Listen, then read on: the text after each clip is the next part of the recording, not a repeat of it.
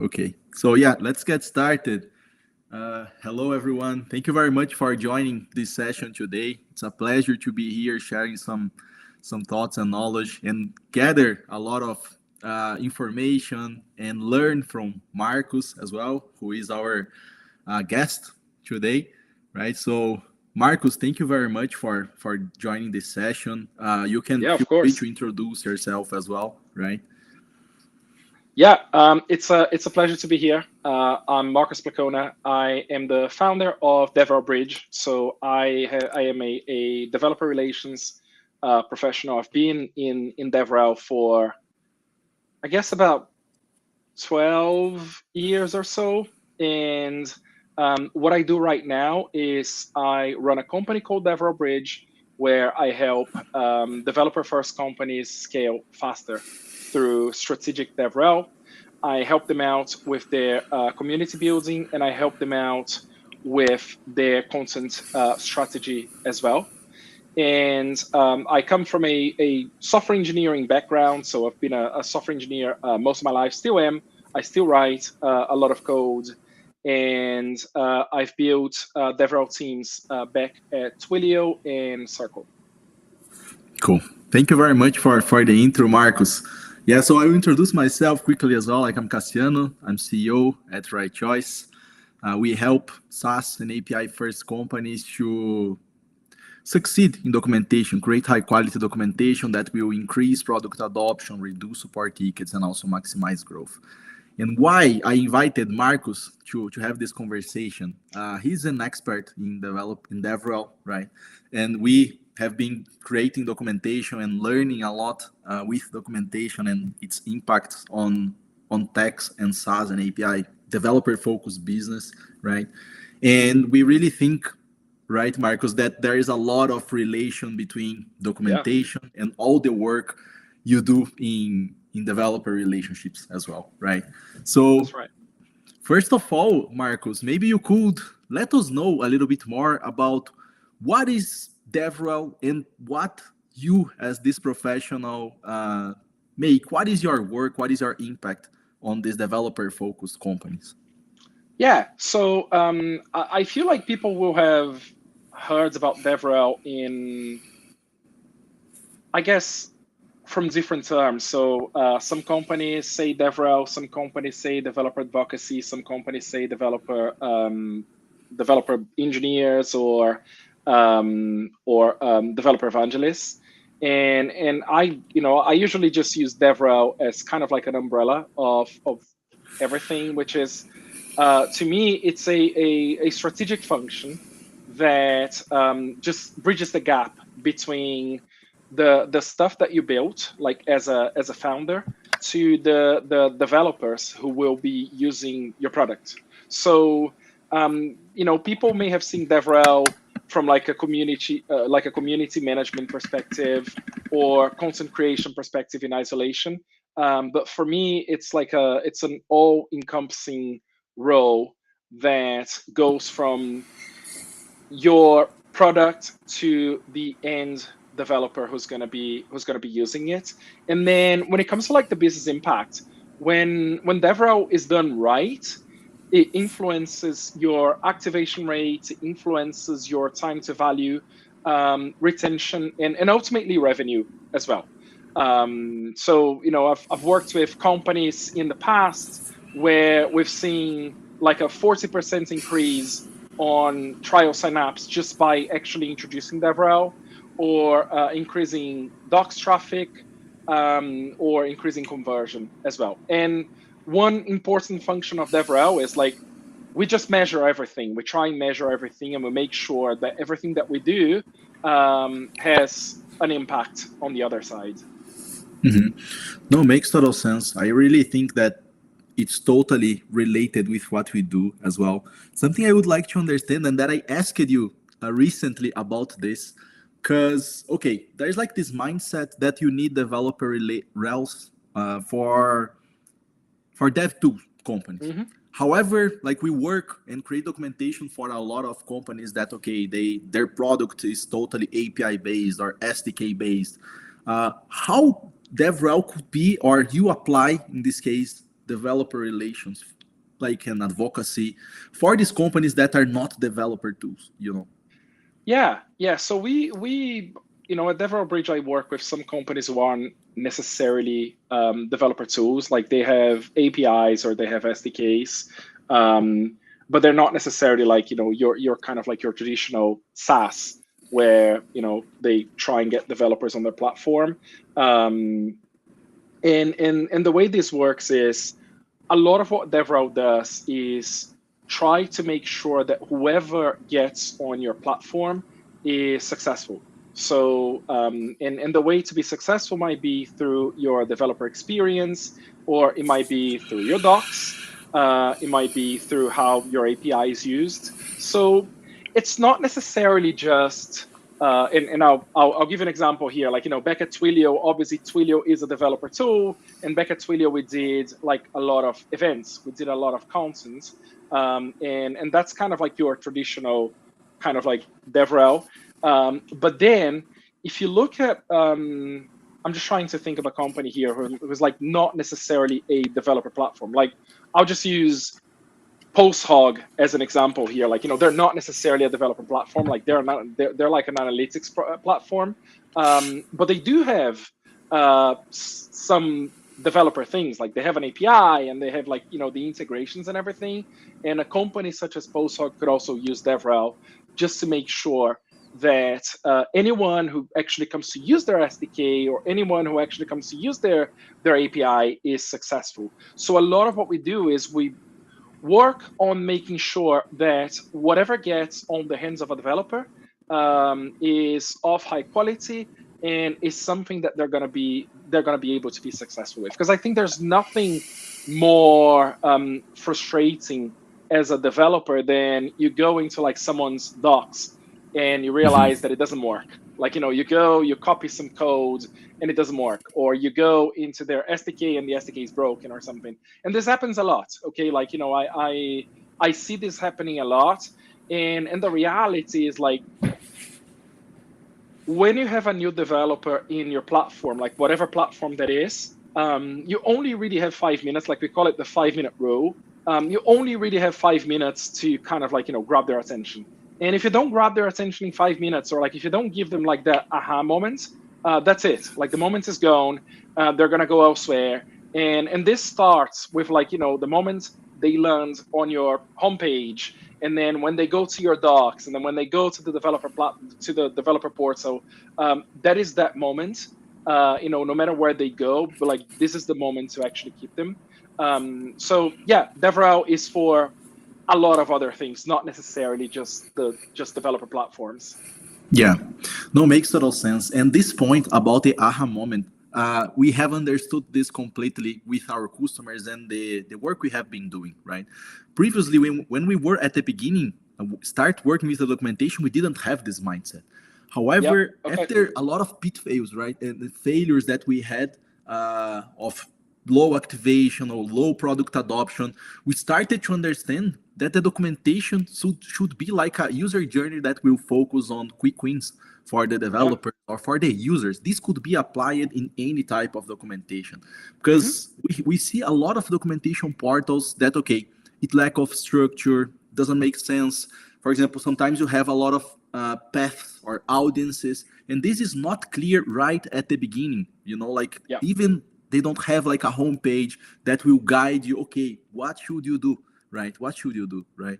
So this point that you raised is extremely important as well, like for the founders of these companies, that you should structure the documentation thinking of this aha moment quickly, right? To increase product adoption. And then start diving into more complex content and more use cases, right? And this is where I think with documentation as well, and the work you do at DevRel, that is, okay, it's a problem that the founders face, right? It's a problem they face, and in a way, it's an unfair problem, isn't it? Because as a founder, you're trying to build a product, like you're trying to build a company, and you're doing your best to create something that is really good. And while as a founder, you make sure that there's like docs, you make sure that, your onboarding at least like exists, like, someone logs in and they get to use your product. It's an unfair problem because as a founder, you're trying to build a company. So like I have I have a lot of empathy for founders who come to, I'll say come to us because I'm sure they come to you with that problem as well. I have a lot of empathy for founders who come to us and say, look, we built something really cool, and now I have no idea how actually get developers to come and stay. And usually the issue is not the product. Like usually, it's that the team, the team building that product, which is usually a small team, they haven't really thought about like how the developers will come in and use that product. Like they optimize for features, but not necessarily for onboarding, not necessarily for docs. And the other sides of it, which is like, this is why I really like documentation, is developers will write documentation. But as a developer, I will say, I don't like writing documentation. Like, if I'm building something myself, I don't really like writing documentation. I'm much more into like writing documentation for something that I haven't built than something I built, because something I built, I know how to use it. So you always come with that bias. So yeah, massive empathy for like the founders. Totally. This point about the bias is what I was going to complement that you said. Because okay, we see like a lot of customers that hire us is to bring someone that is an external, that don't have all the bias of the development. Yeah. Because like who develop the product, they have a lot of assumptions and knowledge that their end user, the developer, has no idea, right? Yeah. So basically, this is like an important point as well that the founders like should consider as well. Either hiring someone like outsourced, or when they are going to create a documentation, to have this mindset as well. Yeah. That your user doesn't know everything about your product, right? Yeah. So, Marcus, one question I have for you. What is the exact point in the development life cycle, the product life cycle, that your work start, for example, or should start, that founders should be considering having like a professional like you, a company like you, to help them on this? So I am a bit of a multifaceted DevRel person, okay, and I'll expand on this a little bit because I love working with startups, okay, and the reason I came out of the corporate world, like if you've seen me on LinkedIn, you've seen the companies I worked for and everything, and the reason I came out of the corporate world is I really like working with startups. Like I really enjoy things when they're in their very beginnings. Okay, now the reason I'm saying this is most companies who are already established and who have established their marketing function, they get to a point where they say, okay, we're now ready to hire DevRel.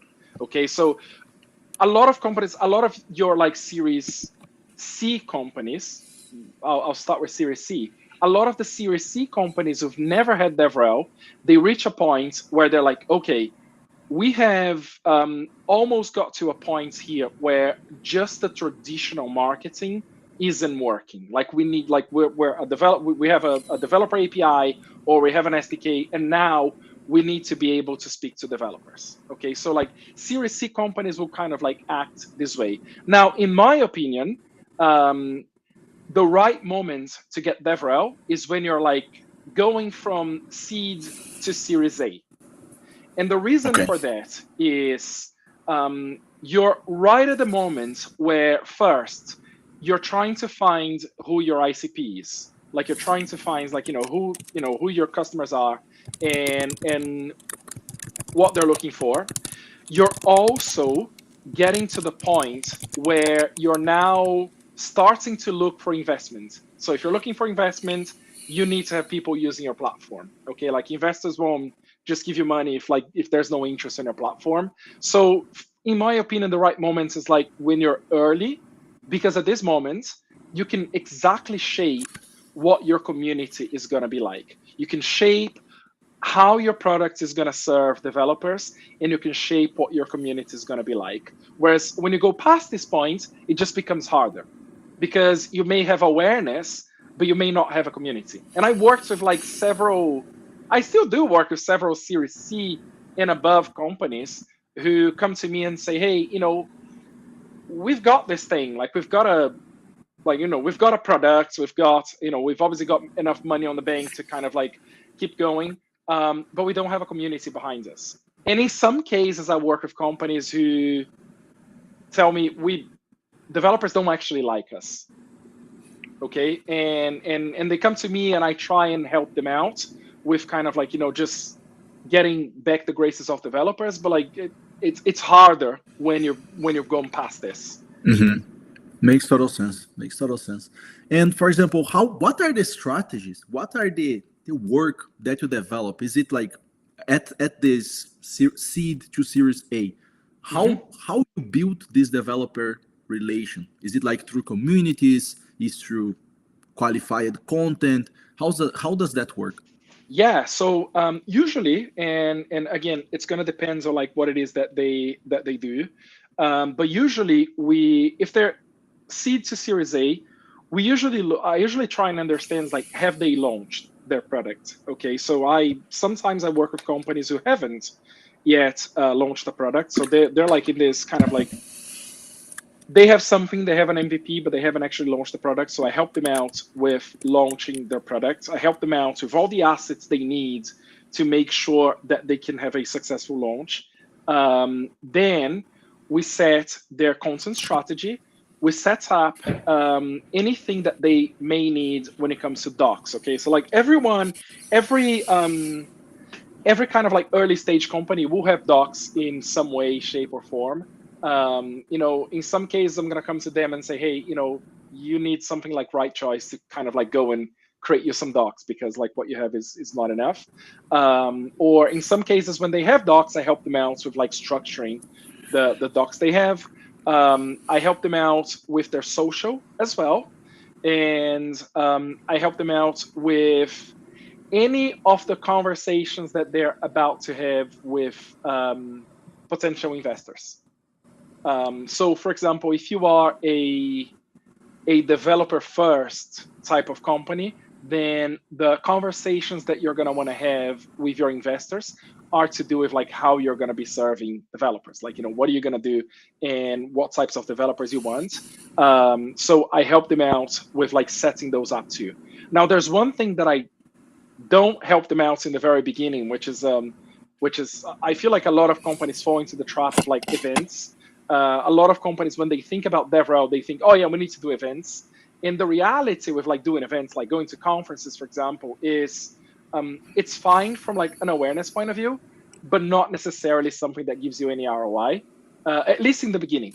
Okay, like if you're like this new startup and you're like, hey, I am gonna spend $25,000 like sponsoring an event, like you're not gonna get those $25,000 back, okay, from the event, unless you happen to meet someone who, but like it's very unlikely. So I also what I mean by this is while I tell companies and I help them with like the things that they should be doing, I also tell them about the things that they shouldn't be doing.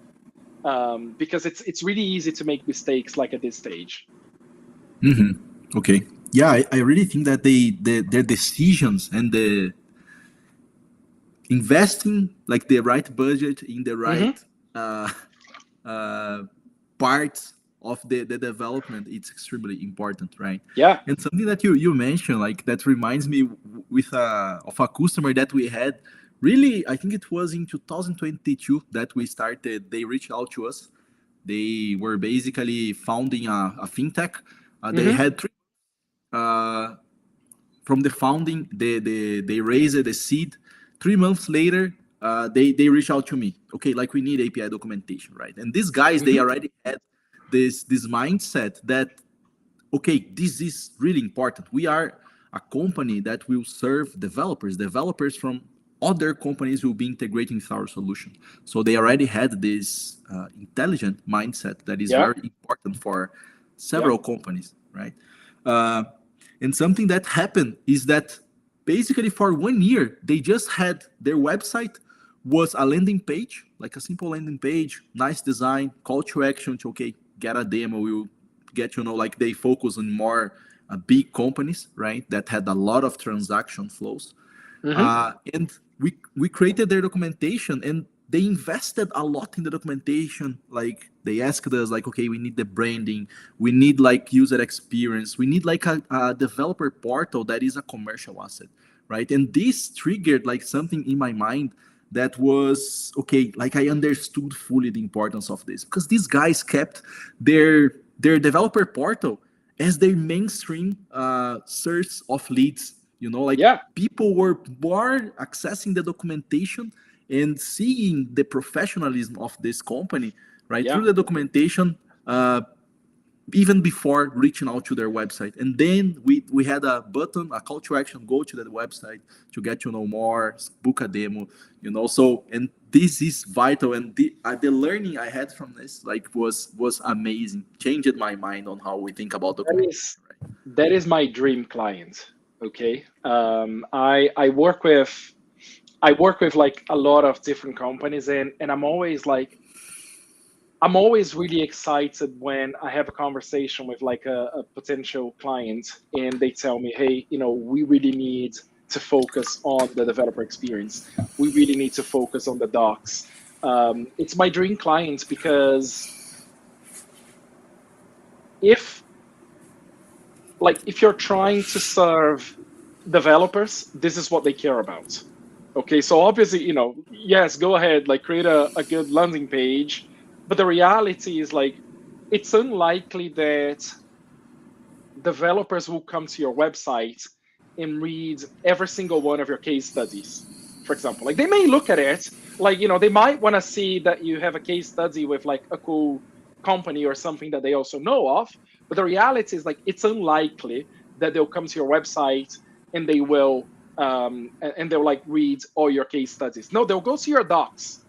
Okay, like they'll see, like they're gonna go look at how your API works. They're gonna go look at, like they'll go to your docs. So the mistake I feel like a lot of founders make is they, especially in the developer tool space, is they're creating a developer tools, but they're trying to market to developers with something that isn't interesting for developers. Like the best way, like, and like speaking as a developer, like as a software engineer, like the best way you can market to me is like if I go to your website and I look at your docs, because I will look at your docs and I'm impressed, because everything from there is just much like, in a way, like I almost don't really care how good your homepage works, like your landing page works, because if your docs work well for me, then that's all I need. Yeah, no, for sure, 100%. Like, and something that I've seen as well, like some companies that they are already more advanced in the fundraising stage as Mm-hmm. well. They have the documentation, they have a blog. We were hired by a company to start writing kind of tutorial like blogs, that Mm-hmm. were use cases complementary to what they already have in the documentation on how Yeah. to use the product in different scenarios as well. It was really Mm-hmm. focused on developers. And this is something that probably you also strategize as well, like a Mm-hmm. developer relations professional do, right? Yeah. Yeah. So we basically try and understand the whole developer journey, like like my kind of like, and it's interesting because I actually started with a new client this week, so like this is all very fresh in my head. Like the very first week with a new client for me is just to try and understand what happens when a developer comes to their website, and like what is it they do. And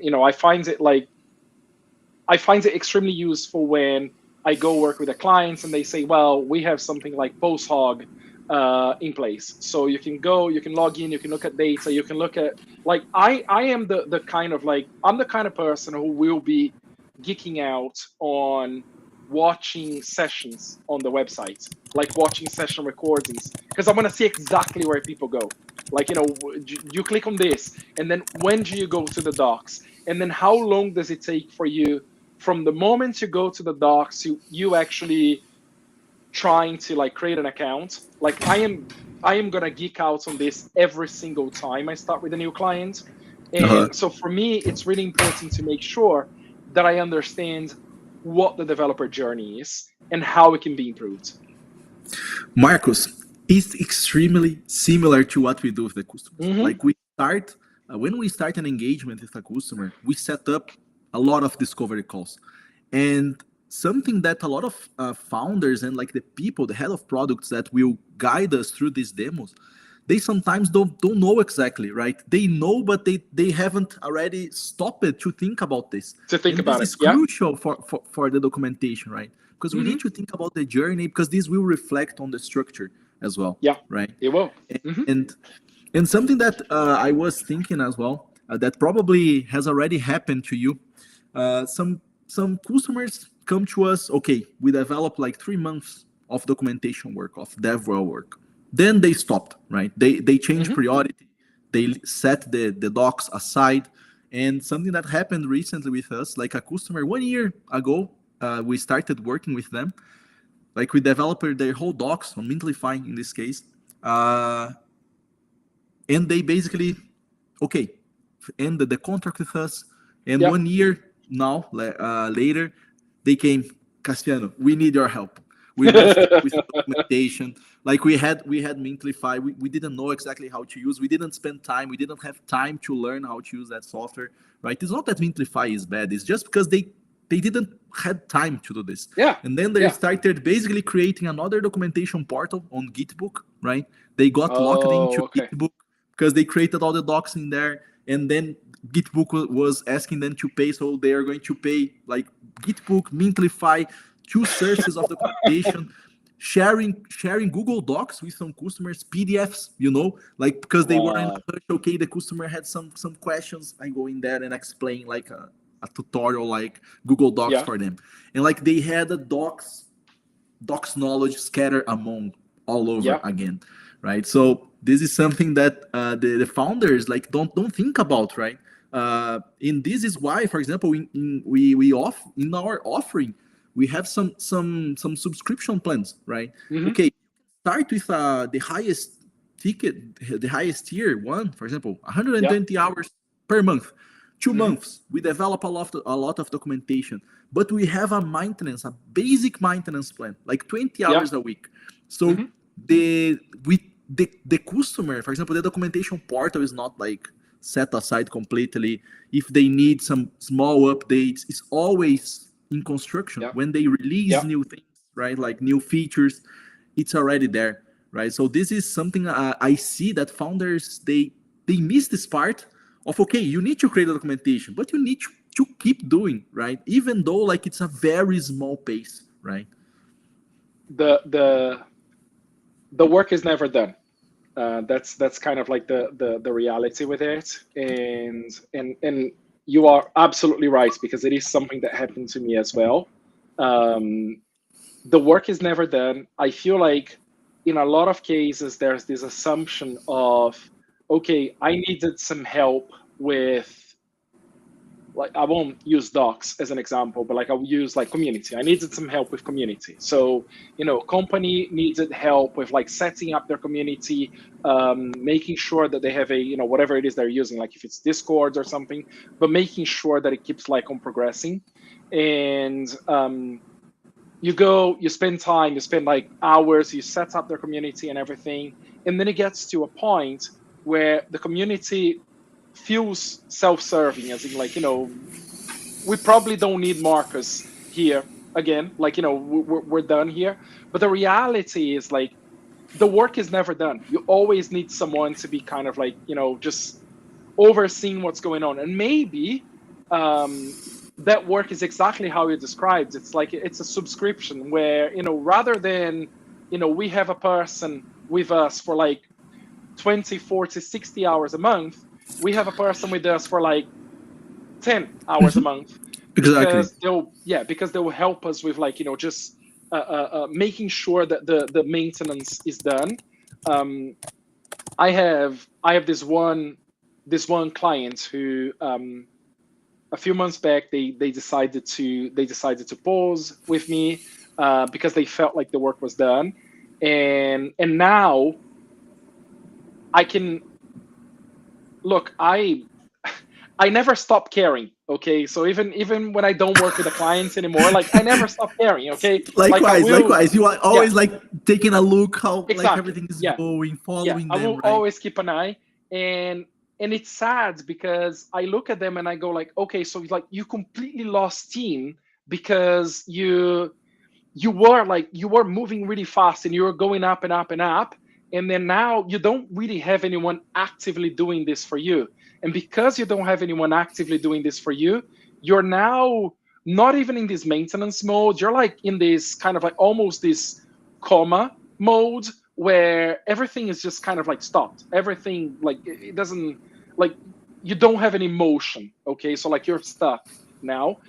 So what I try to do with a lot of my clients is I try and go two paths, and I'm very open about those two paths. Okay, because I one other thing about me is like I'm always going to be very transparent, and I'm always going to try and help as much as I can. So the two paths that I use, one of them is the one that you mentioned, which is like, okay, so maybe you have me on a retainer for like 5 hours a month, and I'll come in for 5 hours and we'll deal with everything that needs dealing with for 5 hours a month. Okay, so if you need me 1 hour a week, like however you want to use those hours, I'll come in and I'm yours for 5 hours a month. So that is one path.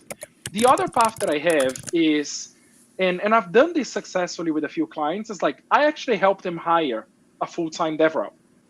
Really? And yeah, and I think what is really cool about this is like, weirdly, even though I help them hire a full-time DevRel, in most cases they still want me for say 5 hours a month.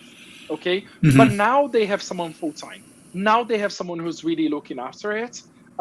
So my when I go work with a company and when I help them hire a full-time DevRel, it's almost like my exit point where I go, okay, so like the work is done, there's a strategy, we're going to hire someone, they're going to be able to hit the ground running because like everything is ready for them to be successful. Like they're being set up for success, everything is ready for them to be successful. And the reality is like they're only not going to be successful if like if they fire this DevRel like a month after I leave or something like but other than that, like they will be successful. So those are kind of like the two paths that I go. Yeah, for sure. And like you mentioned about outsourcing, and for some cases, mostly for the customers that we serve, like our ICPs, which is like, okay, seed, series A, 11 to 50 collaborators, right? Hmm. Uh, Outsourcing makes a lot of sense because, Yeah. okay, hiring a technical writer full time, they don't have job like to do it full time, you know, Hmm. because basically like the work we do sometimes, like we can create a developer portal in 6 weeks with design, user Very experience, true. testing APIs, right? Yeah. So why are you going to hire someone in house? But the companies, we have customers that we've been maintaining their documentation for 5 years, Marcos, you know, Oh and wow. all of these companies, they are extremely successful. One of them, for example, this year received best payment API award, you know, and I really think, and probably you agree with me, right, that's the documentation was extremely vital for this. Because okay, you Hmm. have the best API, you have like a great product, but if you don't have like documentation, for example, right, Yeah. or assistance Yeah. on how to do this, the I developers agree. will not understand, right? They will not succeed on this. Correct? I 100% agree. Yeah. And I think like look, you can't be successful with anything that doesn't come with a manual. That's the reality of it. Okay, like yes, you can buy a car and never read the manual and be able to drive it. Yes, you will be able to drive it, but as soon as you want to use like the self parking on it, you're gonna have to read the manual. Okay, so like as soon as you want to get really good at something, you're gonna have to read the manual. And for me, software is the same thing. Okay, like there needs to be a manual, and there needs to be a manual that is just like very very good, and Hmm. that is kept up to date. Because again, um, the way I think about this is like gaining trust is really hard. Losing trust is very easy. Okay, so like gaining trust, like you can have amazing docs and like you will gain trust with amazing docs, but as soon as your docs are bad, as soon as your product doesn't work well, as soon as your developer experience is not amazing, trust just erodes and it goes very quickly. Like people will move away from you. Okay, it's like you need to, and that's kind of like the reality with, I mean, it's the reality with life, isn't it? It's it's very hard to go do your customer acquisition, like get a developer to use your products because there's so much out there. It's very easy to just get them to move out if you mess it up. So yeah. Yeah, for sure. And like regarding the documentation, for example, okay, the founder can think, okay, I'm creating public documentation. It's just for my customers. However, we've seen with a lot of our customers that the internal teams, like the teams from integration, the teams from support, they use the documentation like to fully support the customers. Right? Sales, yeah. Like, we've seen, for example, customers having 9 months time to revenue being reduced to 4 months or 3 months, like complex enterprise integrations, right? And all through documentation, right? So like it's something that is really powerful, that is totally set aside sometimes, right? But Marcus, how, like regarding the sign up process and the activation that you provide, for example, how you build this, right? How you build a community? What are the steps? Let's think, for example, like a timeline, okay, for the success of these founders, for example, that of this developer tools and companies that have APIs, SDKs, or anything like this. What is the perfect path for them, end to end, for example, right? Up to maintenance, right? Yeah. So I would say, first of all, and I know this is gonna sound funny, but it's the reality. Like with a lot of specifically developer first products, where a lot of companies fail is like there's nowhere for the developer to go. Okay, there's no some like the docs aren't good. There isn't a developer portal. There's only a homepage and like docs that have been put together by someone as a second thought. So the first thing that I do is I try and make sure that there's a place for developers to go, and this place may be the docs. This place may be like the /developers page, but it has to be a place where a developer will go and they'll feel like, okay, so I like what I see. For me, as a developer, I like to see code, like wherever, like when I go to like someone's page, I like to see some codes. Like I like to see, if it's an API, I like to see at least like a code snippet of like how the API works. Okay, then so we make sure there's a place developers can go. Then we make sure that their docs are really good. So if this place that they go first is the docs, we make sure their docs are really good. And making sure their docs are really good might be, this needs a full rewriting, or this needs a full restructuring, or this just needs a few tweaks. Okay, so it depends on the clients, but we make sure their docs are good. Then we look at instrumentation. And what I mean by that is I want to make sure that we understand what happens when a developer lands on the website. So this could be like adding basic analytics to the website. Okay, like you drop your analytics, and now at least you have an understanding. I like to go a step further when it comes to instrumentation, because I like to see exactly what happens when someone comes to the website, where they click, and what the funnel looks like. So the way like most people think about DevRel is, if you're talking about like a funnel, DevRel sits at the very top of that funnel. Like we're trying to bring people. Now, because we're trying to bring people, it's really important for us to understand what happens when a developer comes in, when someone comes in. Okay, so I build a funnel, and when I'm doing this, I validate with the company as well. As in, like, good, look, I'm building this funnel. I think developers come here, then they go to the docs, then they go to sign up. So when they sign up, it gets to a point where they enter their credit card. So I need to have a good understanding of this, but also I like to get validation from the company CEO or, like, whoever is my point of contact at that company. So we build a funnel. Once we build the funnel, we try to execute against that funnel. And trying to execute against that funnel may mean we're going to create content, we're going to run a webinar, we're going to run, I don't know, like a Discord live, like, there's a bunch of ways in which we're going to try and execute against this funnel. And for every single execution, there's going to be a campaign. And for every campaign, there's going to be metrics against it. Now, once we run those campaigns and we have a good understanding, is when we start going a little bit further on, like, down the funnel, as in, okay, so now that we have developers coming in and we have developers kind of like signing up, are they entering their credit cards? Like, are they paying for it? And if not, we try and combat this with more content. Like, we try and make sure that, okay, what is your friction point here? Like, is your friction point that you're getting to a point where you're using these products and now I don't know, you need some help, you need more content, you need more docs, you need more, like, whatever it is. So we try and combat with more content, because now is the point where I want to make sure that whoever is in sales in this company, they're successful by, talking to whoever it is they're trying to sell to, and they have the resources. And then throughout this, we build communities. So a lot of things, they kind of like happen in tandem, like they happen at the same time, because, we're creating content, we're trying to make sure the docs are good, but also we're trying to make sure that we can create community here. Like, there's a Discord or there's somewhere where people can come in. Now, at this point, when there's community, we start activating other people in the company. Okay, and not every company will have like customer service, for example. Like, some companies don't.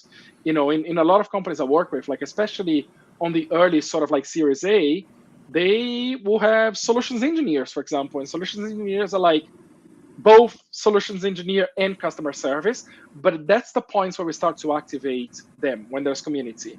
And obviously, when you create community, you need to make sure that you're very available. Okay, so if like someone comes in and they go, hey, I have a question, you got to be able to make sure that you answer those questions.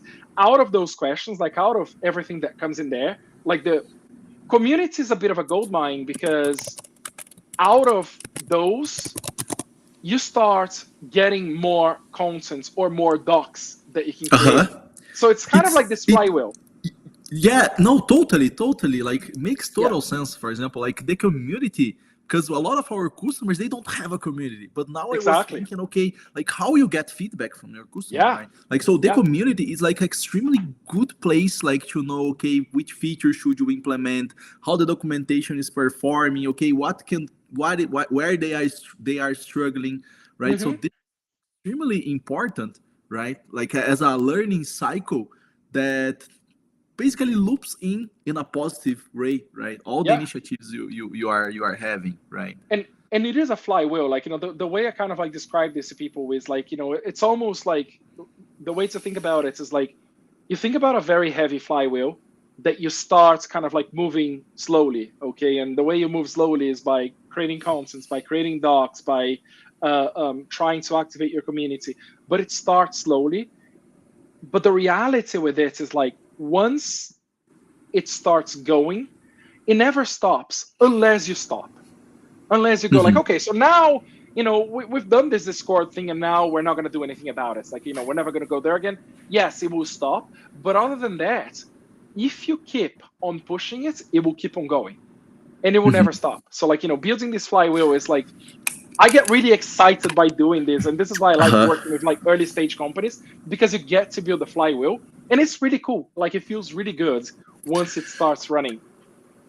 I joined a community, like an Upwork community, for a software to automate proposal bidding, right? Yeah. And these guys, they built a community of thousands of Upwork users. And it was amazing because like the people were so engaged on this that in the help channel, the other users were helping like the users that were getting questions, that were asking questions, right? Yeah, So even it reduced it. Like there was there was this, this movement of, okay, helping each other, even like reducing the support need and the effort from the company, right? Because the yeah, other users were so engaged and so into this that they were helping other users to use the software, right? yeah. And that's one thing that I like to measure as well, which is like, the moment where not only you have a community, but the moments where your community starts to advocate for you, the moments where they start answering questions, and the reality is, and I think this is like, it's kind of fascinating, and I don't know of any other field other than like the technology fields. Again, like I'm not well versed with like a lot of other fields, but like I don't know of any other fields where people actually enjoy helping each other on that way. Okay, where they're like, okay, so I am a user of this product, but I feel like I know 2% more than this other user, so I'm gonna try and help them out. Like they're asking a question and I feel like I can answer it, so I'm gonna try and help them out. And I find this really fascinating when like you get to this point where that community doesn't really rely on anyone to thrive. And in my opinion, like a thriving community is exactly this. Like you now have people who don't work for that company and they're answering those questions. But the only way you build this is like you need to foster it. Like Uh-huh. and there are like in the DevRel space, like there are certain levers that you can pull to make sure that people feel like they can now be like cause a positive impact in a community. So we've done things like creating ambassador programs, for example, where we saw people who were like really good advocates of a product, and we were like, look, we're going to foster like this thing that you're doing, and we're going to support you. And supporting comes in various ways. Okay, like supporting comes in maybe every time there's a like a conference in the place you live, we're going to make sure that you get to go. Like we'll buy you a ticket so you can go, or we're going to make sure that if you want to go and speak about us somewhere, we're going to make sure that you've got your travel in. So we've done this, and this is like, it's it's quite a powerful thing to do, because it doesn't cost much, but it makes people feel special. Uh-huh. No, 100%. Marcus, last question I have. For example, how long does it usually take to reach a point in which like the flywheel is kind of spinning by itself, right? So you start turning the flywheel in about 3 months. Three Okay, months. like in about 90 days you start like turning the flywheel.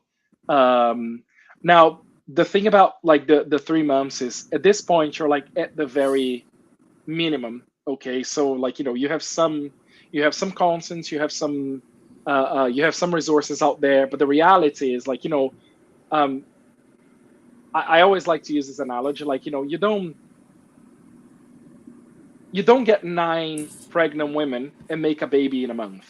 Okay, like Mhm. things kind of like they need time. Okay, so like at 3 months you're at a point where you have people beginning to notice you. Like if you're very new, like if you're just starting from scratch, in 3 months people start to notice you. Okay, and then after those 3 months is where people start to come back for you, and after that is when they start telling people, like they start advocating. Okay, so maybe you have someone in your community who's like very they're interested in the product and everything, and after 3 months they feel like, okay, I've been in this community for 3 months, like I feel like I'm part of it, I feel like I'm part of this now, and I'm gonna start advocating for you.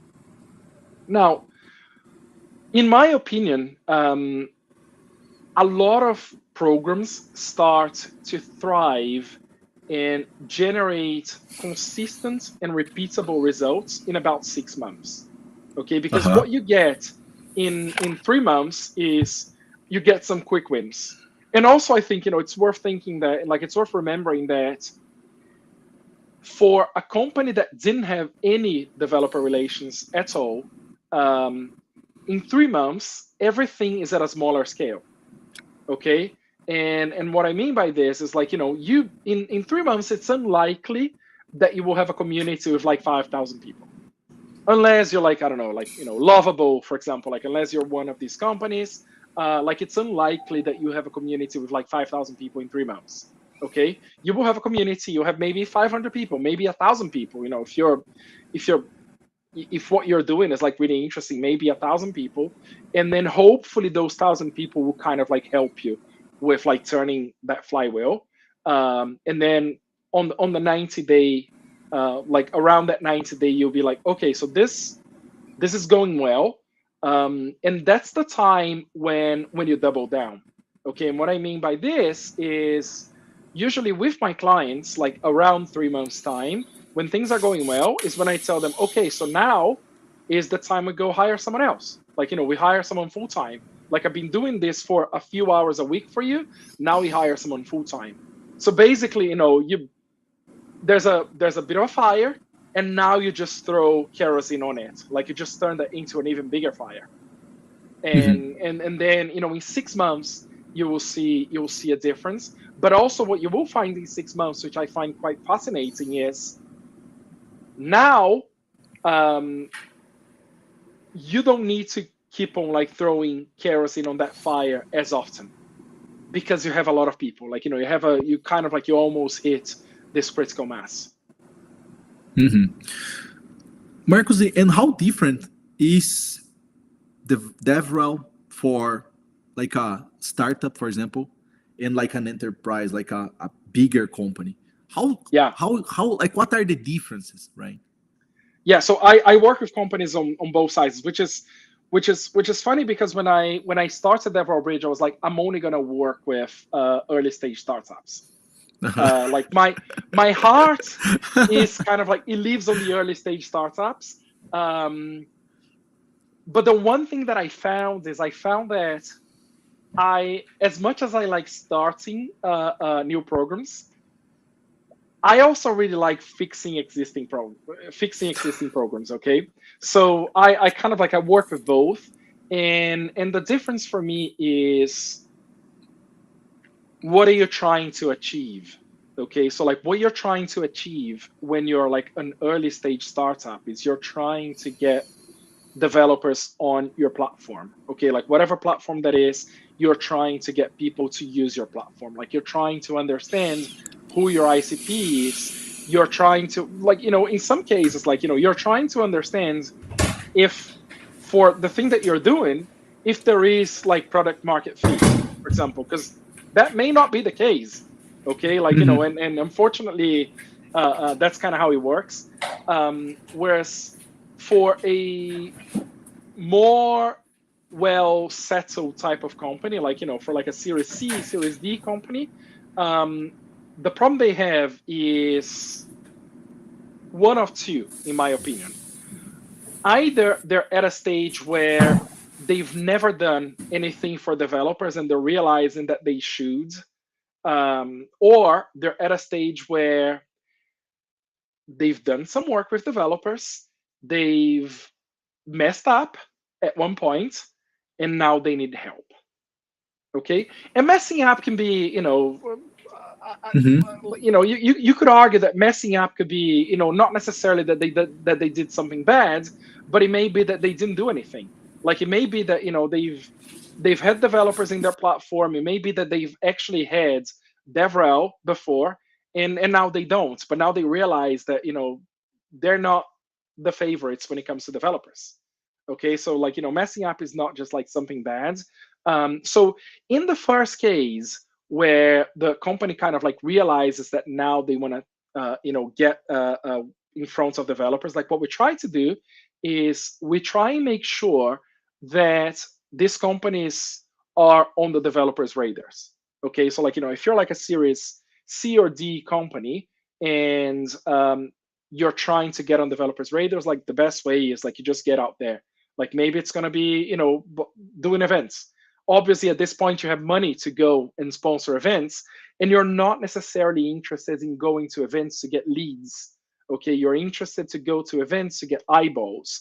You actually, you're big corporation, and you want to go to a developer event because you want developers to see that you're there, that you care. Okay. What is really interesting for companies at this stage is, and I always try, like when I say do events, I always try and make sure that they bring at least someone like from a C-level position, because I want them to make sure that they talk to developers and they understand how developers perceive them. Okay, so that is the one avenue. The other avenue is like, when they messed up, and when they messed up, we just try and revamp whatever it is, like whatever offering they have for developers. We just try and revamp. And revamping may come in a format of, we're gonna change your developer experience, or we're gonna change your docs, or we're gonna go to events.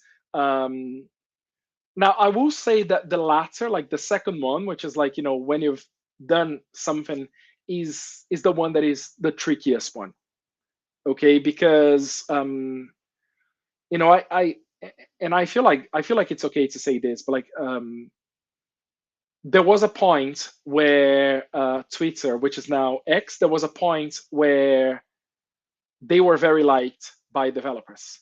And then they kind of like they pulled their API and they started like charging $10,000 for their API. And now, most developers don't really like Twitter. And those are things that are like harder to fix. Okay, because you kind of like, you damaged perception, like you damaged how people perceive you, and changing that is really hard. So and I will say as well, because thankfully I'm in this situation where I I only really work with companies I'm like excited about. Like I don't work with every company, okay? Because there's only, there's only one of me, and I only work with companies I'm excited about. So I will say, like in certain cases, when it's a company who's done something bad, I just don't work with them. Makes total sense. Makes total sense. And Yeah. like for us, it's similar as well. We work with startups, but we also work with some enterprises. Hmm. Usually, enterprises is revamp the Yeah. documentation. Like it's not good. We are losing customers. They have Hmm. facing a lot of problems. Support Yeah. tickets, booming. So yeah, it's a different approach. But like I like Yeah. both because both have challenges. Like the Yeah. startups, they usually want in the next week they already want the documentation portal published, right? Yeah. But on the other hand, you have like the startups or like these medium companies, right? Medium enterprises that okay, you have like a big challenge. They have a lot of content, but it's a mess. You need to rethink everything again. Yeah. So it's really nice like this to work with different types of customers as well and have like these different perspectives. I think Hmm. that we can learn a lot from this as well, right? Yeah, I mostly find it exciting, like, working with like different sizes of companies. Like I mostly find it exciting. Like I mostly like the challenges, except for some. But like most challenges, like I'm very up for it, much like yourself. Yeah, for sure. Marcus, thank you very much for your time. Okay, like it Of was course. really productive. I learned a lot from you, and I hope also the audience can get some shift mindset as well regarding documentation, developer experience as well, because it's two things that need to be completely aligned, and Yeah. it's vital for the I mean, success of there's developer so much. focused companies. Yeah, there is like so much overlap on like what we Yeah. do, and like the things that we think about and the things that we care about. Yeah, I yeah, this was really good. Yeah, we need to do this more. Yeah, yeah, definitely. Cool. Thank you very much, Marcus. Yeah, thanks for having me. Thank you. Thank you. Bye.